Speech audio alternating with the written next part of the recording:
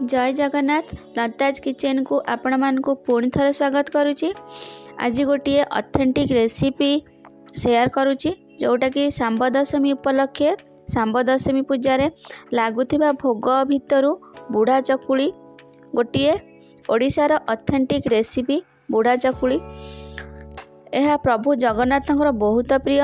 यह करने बहुत सहज, खाइबा को मध्य बहुत स्वादिया। चलतु आज स्टार्ट करिबा बुढ़ा चकुली। एठी मु 2 कप चावल रे 1 कप बिरी को राति भिजे रखी थी। तापरे 8 घंटा भिजीगला सकाळु ताकू मु बाटिकी 6 घंटा ताकू आण को रेस्ट करथिली। तापरे मोर आणटी फुली जाइतिला। सेथिरे मु ऐड करबी खंड नड़िया, किछि नड़िया कोरा, छेना, गुड़, अदा, गोलमरीच, अलैच पकेकी आउ स्वाद अनुसार लुण देकी ताकू भल भाव मु घांटी देवी। एबे सेत्रे पाचिला कदली भी पकेबी।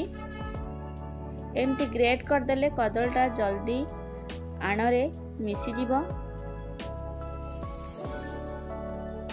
एबे ताकू भल भाव मु घांटी नेबी। बुढ़ा चकुली टिकी घीरे कले बहुत सुंदर बास्ना होता है। एबे तावा बसई 1 चामच गुआ घी दबा। जेहेतु एटा पूजा हब आ घी गुआ घी देले भी तार स्मेलटा बहुत सुंदर आसीबो। एबे मु सेतिरे 2 चामच आण देबी।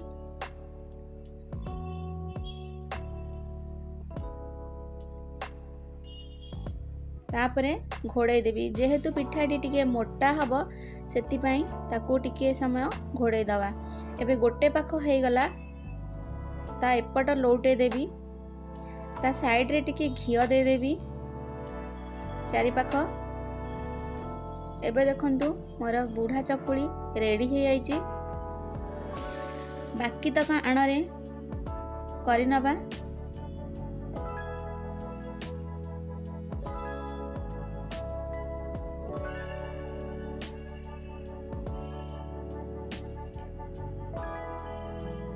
देखंतु मोर बुढ़ा चकुलटी केते सुंदर हेजी।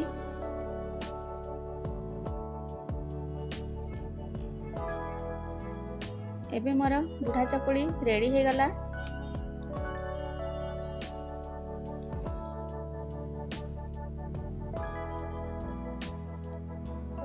देखंतु मोर बुढ़ा चकुलटी केते सुंदर सॉफ्ट हेजी।